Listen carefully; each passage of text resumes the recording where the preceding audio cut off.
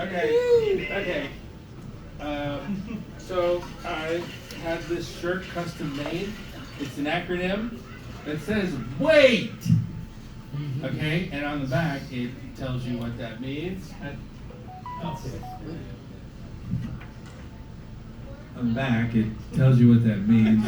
I think it says withstand. Withstand and invite truth, right? Yeah. Okay, good. All right. In the spirit of withstanding and inviting truth, I must tell you the truth about this situation. I am not here to perform. I am not a performer.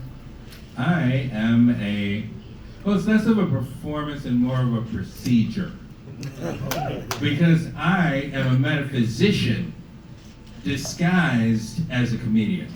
I'm a metaphysician. I am here to dispense healing to all of you witnesses because laughter is the best medicine.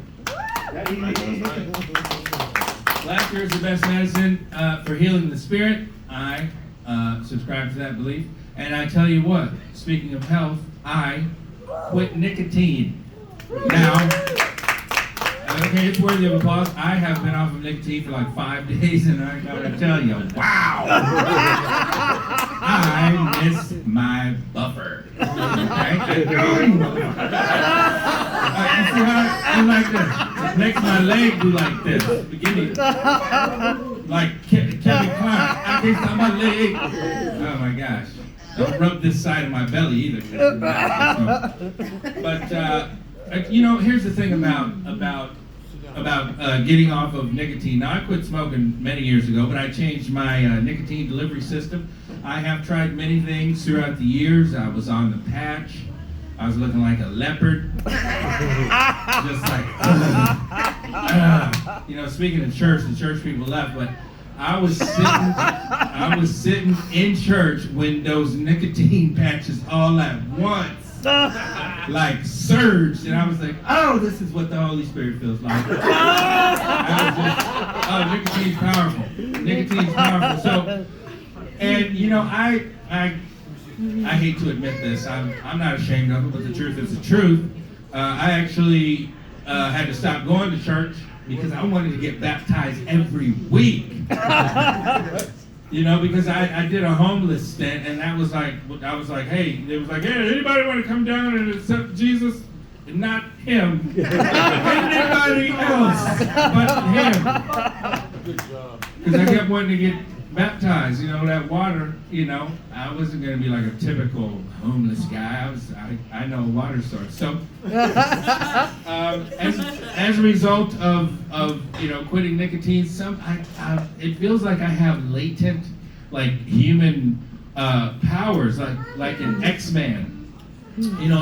Like the nicotine was subduing this gift that I've had all the time, and so now that I'm off the nicotine for 5 days, it's like I've developed this aptitude, like I can sense when somebody needs the shit slapped out of them. It's crazy. I'm like, whoa, what just happened? I get this ping and I'm like, pop, pop. Hip slapping too. So I was closing the loop on a medical thing. I was at the urologist today. Cool guy, cool doctor.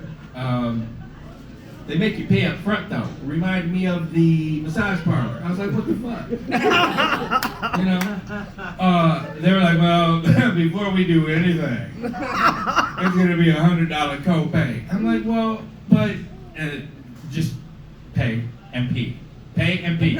So they make you pee in this cup, and I guess I was a little dehydrated because I only, like when you're pouring good whiskey, you do it in fingers. So I gave him like one finger of pee. I was like, that's the good stuff. And I put it in this thing. There's like a two-sided thing. You know, there's a door on the toilet side, and you put your specimen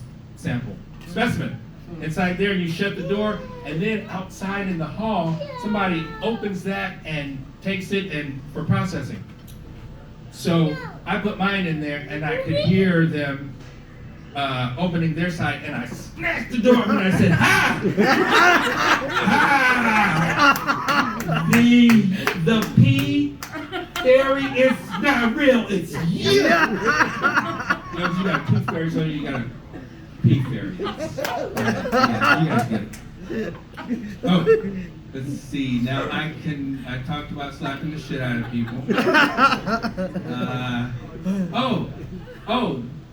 Moments when people need the shit slapped out of them. Like, let's see. Oh, yeah, ability to sense. Okay, when people ask stupid questions, they need the shit slapped out of them. For example, hey, do you want me to suck it? Right, like, whoa, slap. You know what I mean? Also, let's see. Oh, taboo stuff, interracial relations of all kinds, jungle fever. Oh, do you know speaking of Asians, the most typical biracial combination is white men and Asian women? Yeah. I did not know that. I like some snow bunny action myself.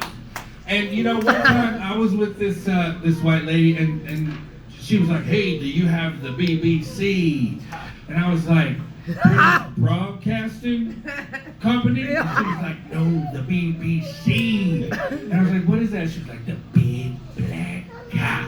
And I was like, "No, but I have a version of the BBC.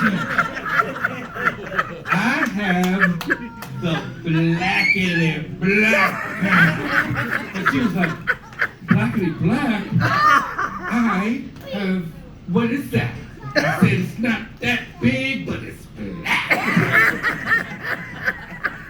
And she was like, "Let me see it." Actually, she was more like, "Let me see it." I met her I was 22, like in Santa Barbara, walking down the road, and I hear this like raspy, this like,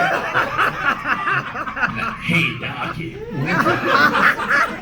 "Hey, Docky." This is when racism was a little bit cool. "Hey, Docky, you want some of this pussy?" And I was like, "Yeah." You know, so she looked like Tawny Katane. I don't know if any of you remember Tawny Katane, but she had fake titties when it was cool. Fake titties.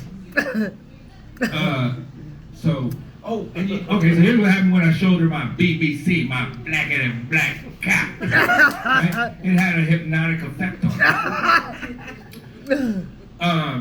She started talking all black and shit. I whipped it out and she was like, "Oh shit, motherfucker." And I said, wait, what's going on here? You say, "Oh shit, motherfucker," like we say, "Oh shit, motherfucker." And then I connected the dots and I was like, "Say shit." And she said, "Shit." I was like, "Oh." I pulled it away, and she like snapped out, and she said, "Oh my goodness, what's going on?"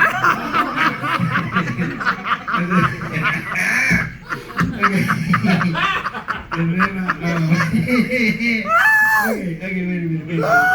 Okay, I'm gonna stop there. I have some stuff about crackheads, but we'll save that for next time. Okay, all right, good night.